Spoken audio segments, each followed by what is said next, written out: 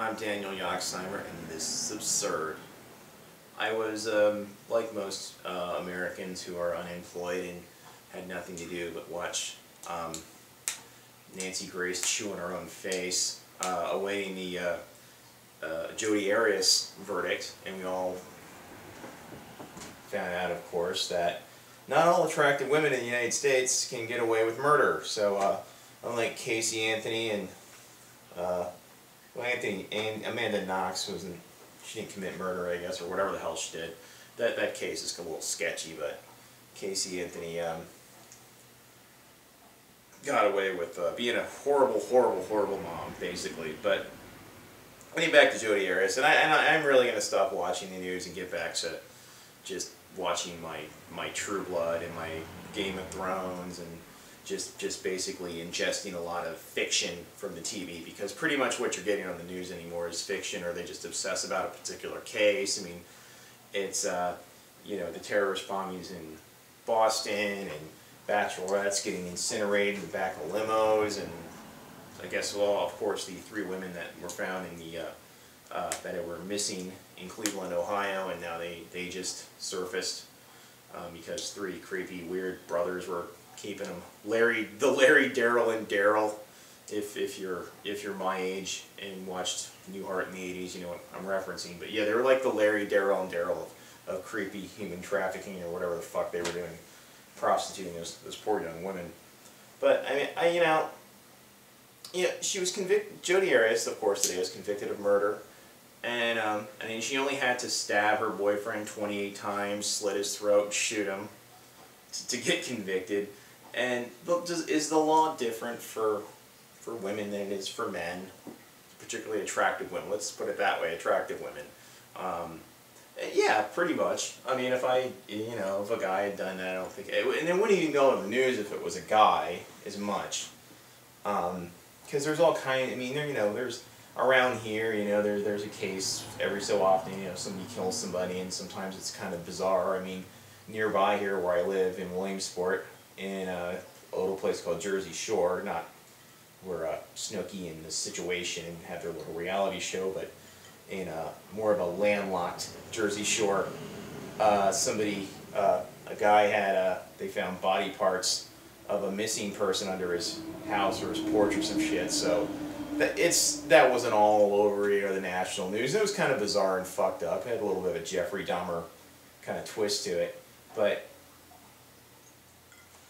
it is different. I mean, especially when you take into account a lot of the instances where not just teachers, but attractive female teachers, in the at least handful of cases that have come up, and they got treated differently. I mean, they got in trouble.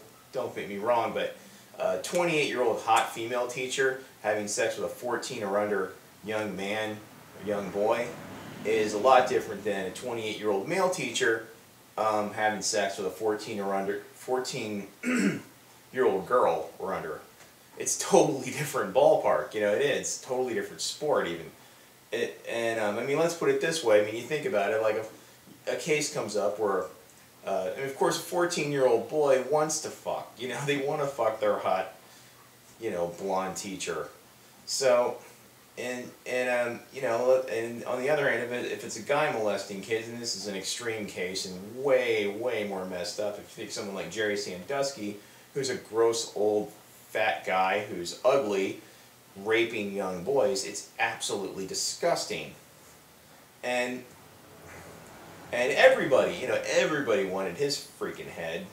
And so yeah, it's totally different ball. It's totally different. So women in some instances, in some cases, can get away. I mean, they do get in trouble. Of course, they do get in trouble. But culturally, we just treat it differently, because young girls aren't as, it's just different. I don't know, just taking their virginity and at a young age, just culturally we look at that differently than if it's taking their innocence is more of a crime than taking the innocence of a young boy. Which, though, right there, when you talk about it like that, when you think about it that way, it does sort of, you do want to call bullshit on this whole thing of treating these female sex offenders differently than the male sex offenders. Because they know they can kind of get away with it. Because they know the 14-year-old boy does want to have sex, but he's not really emotionally mature enough to process what the fuck's going on either. I mean, not that it's the worst thing that's ever happened to him. I'm sure he's,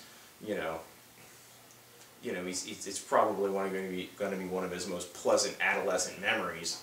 I mean, I wish I had, like hot teachers that wanted to sleep with me in, junior high, but there seemed to be a scarcity of those in the late 80s, early 90s. So I, of course, had to wait later until college for my awkward deflowering. But that's a whole other, that's not for discussing here. But so I'm just like, I'm sick of the news media, the way they cover this shit. It's stupid, everything. And moving on to, I'm not going to use any transitional bit here, but to the Boston bombers. Tarzanoff, I can't even pronounce their names. I've heard it repeatedly in the news and I still can't pronounce their names. I really don't give a shit. But these two clowns, I remember the night this happened, me and my fiance were home, and we were, I was on the dude's Facebook page, the one who was hiding in the boat, and he was updating, at least from what I can tell, updating his Facebook from where he was, and he was saying, "Stop shooting at me, I didn't do this," and all this crap, And it is I don't get that either. I mean, I don't know what their big problem was or why they wanted to blow up something. And this kid was going to Dartmouth? This young man was going to Dartmouth. He got citizenship here last September, and he's going to Dartmouth, going to a college school. A lot of us can't get into. A lot of regular, young men getting out, or young men and women, men and women. I meant every, students getting out of high school, they can't get into Dartmouth. It's a good school.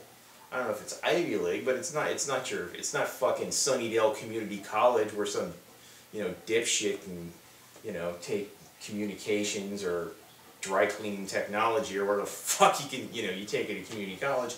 It's a good school. So he comes here to go to a good school, to the opportunity for a better life, and he chooses to,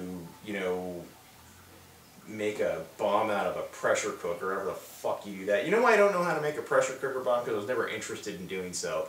And I was born in this country, and I never had the opportunity to go to like an Ivy League school or something close to that. But why are these, somebody from fucking Chechnya, blah, blah, blah, just let them in here, give them a visa to go to school, and then they get to be a citizen, and then they do this bullshit. So, I think, and I don't want to give into the xenophobia that happened, post 9/11 and everything. But, I think it's absurd, absolutely absurd that, we're not at least protecting ourselves as a country, as far as our private, our citizens are concerned, from this kind of shit. I mean, it is what it is when it comes down to it. Some of these people, they're a little sketchy. Look into them. Don't let them buy guns. Virginia Tech was another instance. You had someone, the young, whatever the fuck his name was, and he, was able to get a couple of Glocks and stuff like that, and he was very angry, and he sent that whole, media package to NBC or something, so we actually knew why he was doing something really dumb and stupid, instead of just like maybe, I don't know, finishing college and turning his, horrible, violent, tendencies into like a pilot for an HBO series. Honestly, it's fucking absurd. Ugh. But yeah, that's my 2 cents on that.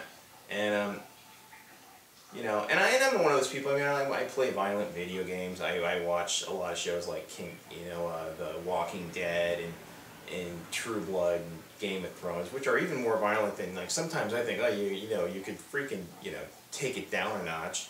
But, I enjoy these shows. I mean, that aspects of them I think are a little bit much, but, I grew up, in the 80s, TV was a lot more tame, basically. Now it's fucking horrifying.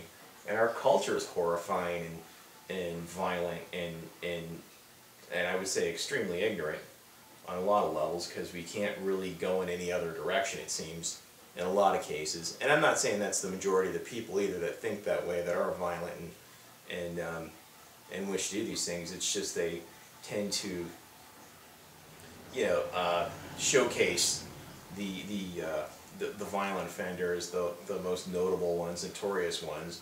You know, kind of like back in the 20s that they did with John Dillinger and you know, the Ma Barker gang and Bonnie and Clyde. I think they kind of romanticized them in a sense too, but they were, now it's just, it's a much more darker, frightening tone, it seems, and we've gotten more accustomed to it and used to it, and to not acknowledge that and talk about it and have a discussion about it is and really call it a problem and call it a real character flaw in our culture is absurd.